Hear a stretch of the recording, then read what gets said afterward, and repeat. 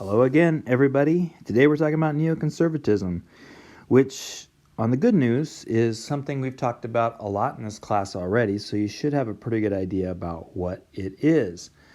One of the reasons we're bringing this up now is because George W. Bush's administration is pretty well known for being a neoconservative, for having a neoconservative foreign policy. Now, just before we go on, if you see this picture over here, this is sort of the big hitters in the foreign policy establishment. This is Secretary of State Colin Powell. This was the National Security Advisor Condoleezza Rice, who becomes Secretary of State. The second half of the Bush presidency, you got Bush. You've got Vice President Dick Cheney right there, who many people said ran foreign policy behind the scenes. Looks like he's asleep there. And then over here, we have Secretary of Defense Donald Rumsfeld. All very well-known names during the 9/11 situation, the aftermath of that, and then the Iraq invasion. So what we want to talk about first is we want to talk about what neoconservatism is. And we're not going to spend a lot of time on this because you actually already know this. We're just kind of reviewing this. What I did want to focus on is one of the things you saw in that video about what is neoconservatism is the history of it.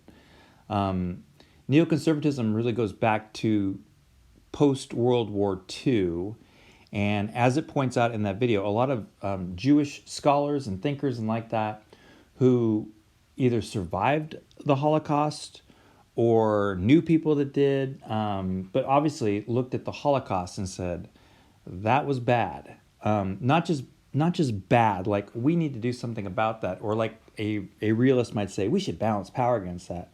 That was the epitome of evil. And if people of the world don't actively try to stop evil, then what the heck are we even trying to do? So if the United States is going to be a global power, it should be acting to end those evils. And that is essentially this liberalism idea of greater and greater freedom. And so neoconservatism was really it's a set of ideas that were a reaction to three bad things. We'll talk about what it is here in a second, but it was really a reaction to three things that this group said was bad.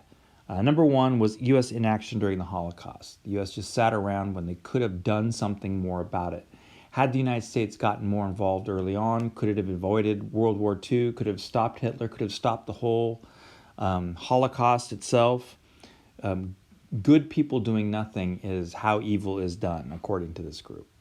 The second is the Democratic Party's left turn during Vietnam. In other words, during the LBJ's turn, LBJ was in charge, and he was very active in the Vietnam War, Vietnam stopping communism. This is anti-freedom, and so this was what a neocon would say is a good thing. And then towards the end of this, when LBJ decided not to run for re-election, I think it was in 1968, and the person who did become the Democratic Party candidate was an anti-war person, and essentially that told that the neocons that the Democratic Party was going the wrong direction, and it was primarily a Democratic Party thing, and it sort of starts to migrate into the Republican Party, culminating, as that video says, really during the Reagan administration. But there's another thing that they're really hating, and that's a thing in the Republican Party, and that was Nixon and Kissinger's realism. Remember, if you're a neocon, the realism of Nixon and Kissinger is no good. When they're buddying up with China, that's buddying up with the evil bad guys. Irving Kristol is one of the early voices of neoconservatism. His son, William Kristol, becomes one of the, we're going to talk about him today, but he becomes one of the very well represented in the media. If you turn on Fox News, you'd see him for like the last 20 years. I just want to harp on one more thing, is that neoconservatism develops during the Cold War, anti-communism. It's really pro-freedom, but what that means during the Cold War is anti-communism. When the Cold War is over, it looks like the neocons have won.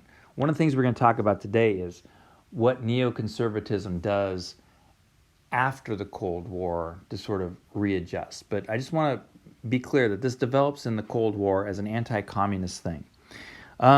During the Bush administration,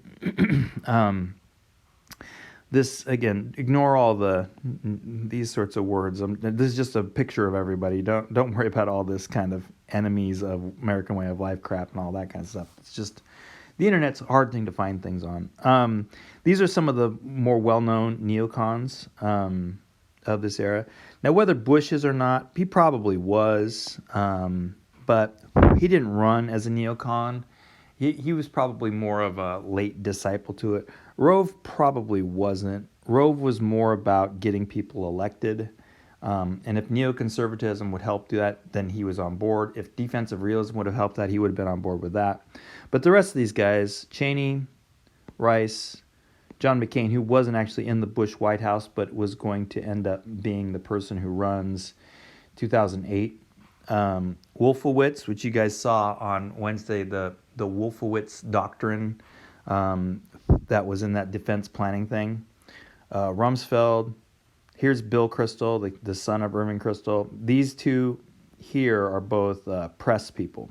They started a magazine, I think the Weekly Standard is what it was called, and the Weekly Standard was sort of in this era, and it was a sort of the magazine that if you're a neocon, you sort of followed that. And then David Frum, who was the speechwriter.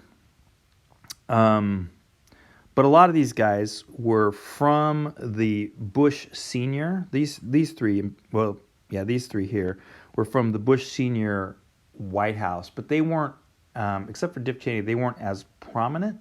And their views were the minority views in the Bush Senior White House.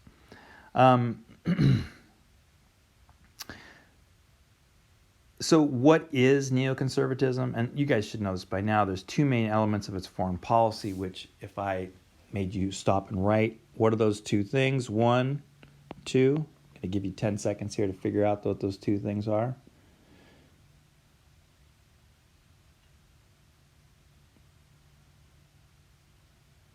All right. So what is it trying to do? Number 1, actively promote democracy and freedom. Shouldn't be a big surprise. This is still liberalism, even though it's got that name, neoconservatism. It's still liberalism. So actively promote democracy and freedom. And the second thing, how does it differ from liberal internationalism? The U.S. must take the lead. International organizations are unlikely to promote freedom effectively alone. Like, for example, one of the things they would point to is, all right, let's say the UN's going to do it. Who's the UN made up of? It's made up of all states.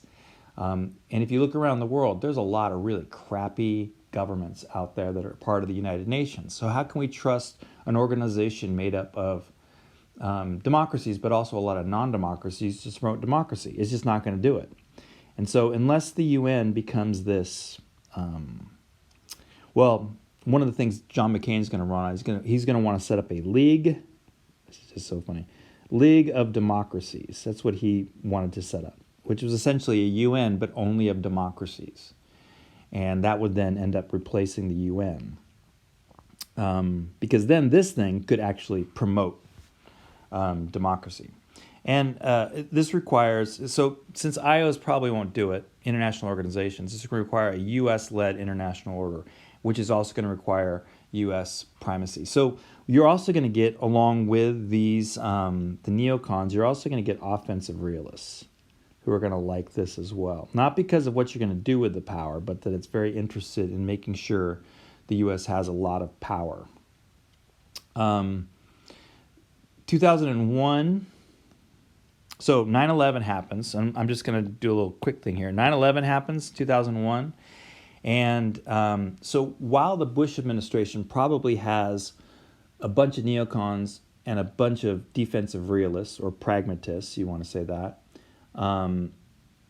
what's going to happen after 9/11 is they're going to team up because they can both say the same thing. They can both say we need to do something about terrorism. Similar goals, but very different reasons why. And this is going to create difficulties later in post-war Iraq. They may have different reasons why they want Saddam Hussein out of power. They both want Saddam Hussein out of power, but they have very different ideas about what should replace it and why. and what the U.S. role should be. But in the sort of early days when we're saying we got to get rid of Saddam Hussein, they can all kind of agree on that, and there is somewhat of a unity within the Republican Party, and honestly with Democrats as well. Even Liberal Internationals said a lot of things like this. They weren't that hip on this. With Afghanistan, they were on board. With Iraq, not so much. All right, take a break here, and you're going to, I'm going to take a break. You're not. You're going to go look at some stuff from the, excuse me, you're going to look at some stuff that's, well, let me say this. Hold on. You're going to read something by Bill Kristol and Robert Kagan, which is going to sort of really sort of put this into place. What should the policy then be if it's neoconservatism? And you're going to watch a couple videos about Bush saying, here's why we're going to Iraq, and then a few years later, what his sort of explanation of that is.